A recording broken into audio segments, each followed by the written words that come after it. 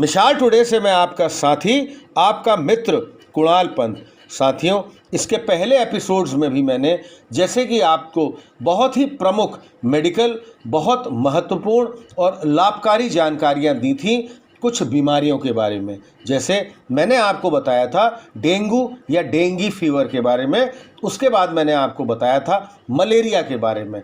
अब आज के इस एपिसोड में आपको मैं बताना चाहता हूं एक ऐसी बीमारी जो भारतवर्ष में सामान्यतः बहुत ही हर वर्ष कई लोगों में होती है और बहुत ही प्रमुख है, वह है टाइफाइड फीवर।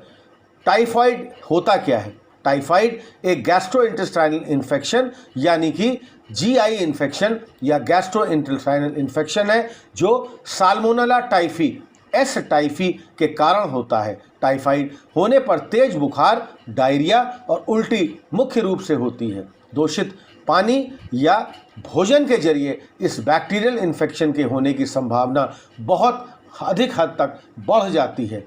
एस टाइफी यानी कि साल्मोनेला टाइफी मुंह के जरिए आपकी आंतों यानी इंटेस्टाइन्स में प्रवेश करता है और वहां लगभग 1 से 3 सप्ताह तक रहता है। उसके बाद आंतों यानी कि इंटेस्टाइन्स की दीवार यानी कि जिसको हम कहते हैं इंटेस्टाइनल वॉल्स के जरिए आपके रक्त प्रवाह ब्लड स्ट्रीम में प्रवेश कर जाता है। खाने से ये टाइफाइड बैक्टीरिया अन्य ऊतकों जैसे कि मान ली टिश्यूज़ और अन्य ऑर्गन्स मतलब कि अंगों में फैलकर कोशिकाओं के अंदर छुप जाता है, जिसका पता आपकी प्रतिरक्षा कोशिकाएं यानी कि आपकी जो इम्यून सेल्स हैं में भी नहीं लग पाता है। टाइफाइड के लिए बेहतर इलाज उपलब्ध है, हालांकि इलाज न कराने से यह आपके लिए बहुत ही अधिक घातक भी हो सकता है, क्योंकि टाइफाइड की संभावना जटिलताओं में किडनी फेलियर, गंभीर जीआई रक्तस्राव यानी कि गैस्ट्रोइंटेस्टाइनल ब्लीडिंग आदि शामिल हैं। कुछ अनुमानों के अनुसार टाइफाइड से प्रभावित लगभग 3 से 5% लोग इस जीवाणु के वाहक कैरियर्स बन जाते हैं। एसिम्प्टोमेटिक लोग भी टाइफाइड बैक्टीरिया के वाहक बन सकते हैं। अब हम साथियों चलते हैं और जानते हैं टाइफाइड के लक्षण, सिम्टम्स ऑफ टाइफाइड। टाइफाइड के रोगियों को बैक्टीरिया के संपर्क में आने के लगभग 1 से 3 सप्ताह के बाद लक्षण दिखाई देने लगते हैं। गंभीरता के आधार पर रोग की अवधि 3 से 4 सप्ताह तक हो सकती है। सामान्य इंक्यूबेशन समय 7 से 14 दिन का होता है। टाइफाइड के कुछ प्रमुख लक्षण इस प्रकार हैं। पहला, सरदर्द। दूसरा, कब्ज या डायरिया। तीसरा, तेज बुखार 103 डिग्री फ़ारेनहाइट तक। चौथा, भूख न लगना। पांचवा, लिवर और स्प्लीन का बढ़ जाना। छठा, सीने पर लाल रंग के निशान। सातवां, थकान लगना। आठवां, ठंड लगना। नवां, पेट दर्द और कमज़ोर महसूस होना। और 10वां, बहुत अत्यधिक पेट में दर्द होना। अब हम टाइफाइड के कारण के बारे में जानते हैं। टाइफाइड बुखार तब होता है जब कोई व्यक्ति ऐसे खाद्य पदार्थों और पानी का सेवन करता है जिसमें एस टाइफी यानी कि जैसे मैंने आपको पहले भी बताया था साथियों, साल्मोनेला टाइफी बैक्टीरिया की मात्रा बहुत अधिक होती है। इसके अलावा एक टाइफाइड रोगी के मल यानी कि स्टूल से उसके चारों तरफ होने वाली पानी की आपूर्ति भी दूषित कर सकती है। इसके बदले में मरीज के चारों तरफ होने वाला फूड सप्लाई चेन भी दूषित हो सकता है। अब हम चलते हैं साथियों और जानते हैं टाइफाइड के निदान यानी कि डायग्नोसिस ऑफ टाइफाइड। यदि आपके लक्षणों को देखने के बाद डॉक्टर को लगेगा कि यह टाइफाइड हो सकता है तो कुछ टेस्ट करवाने होंगे, जिसमें कि साल्मोनेला टाइफी या एस टाइफी आपके शरीर में मौजूद है कि नहीं, इसका पता लगाने के लिए ब्लड, स्टूल, यूरिन कल्चर या बोन मैरो टेस्ट भी करवाना पड़ सकता है। बोन मैरो कल्चर को टाइफाइड बैक्टीरिया के लिए सबसे संवेदनशील टेस्ट माना जाता है। डॉक्टर टाइफाइड डीएनए और एंटीबॉडीज़ की जांच के लिए अन्य टेस्ट करने का भी सुझाव दे सकते हैं।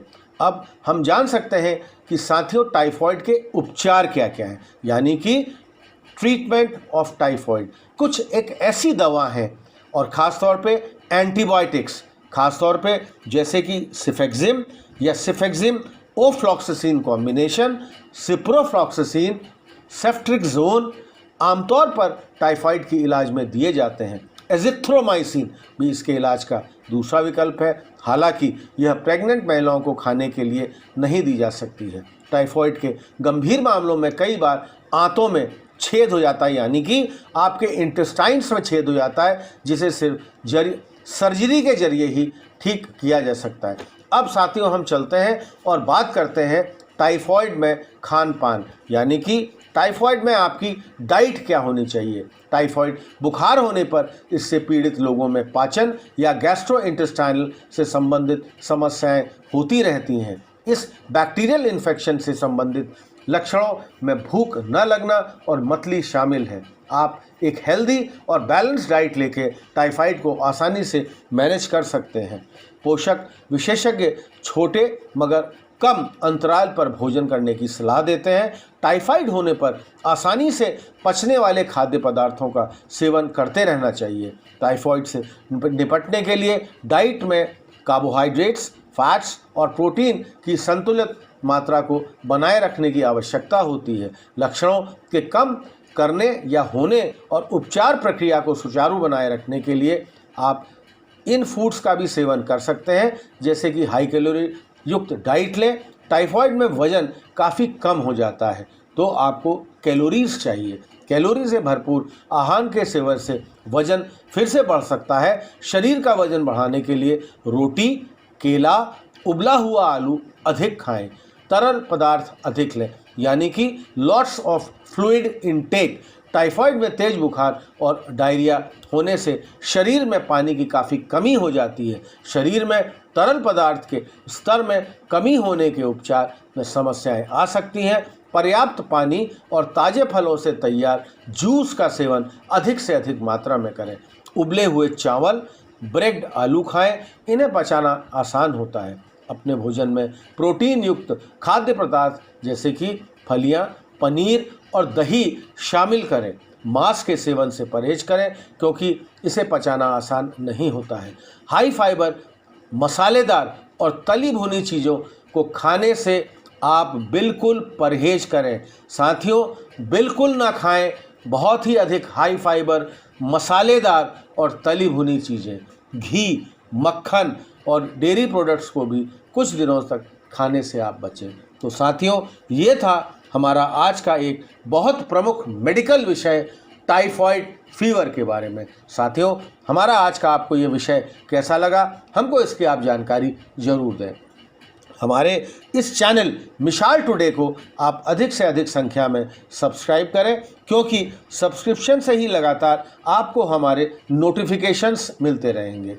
हमारे चैनल को लाइक करिए। और हाँ साथियों, बार बार इस बात को मैं कहता रहता हूँ कि हमारे इस चैनल में अपने कमेंट्स ज़रूर पोस्ट करिए, ताकि हमको पता लग सके कि हमारी कहाँ पर कमियाँ हैं, कहाँ पर हम अपनी गलतियाँ हैं।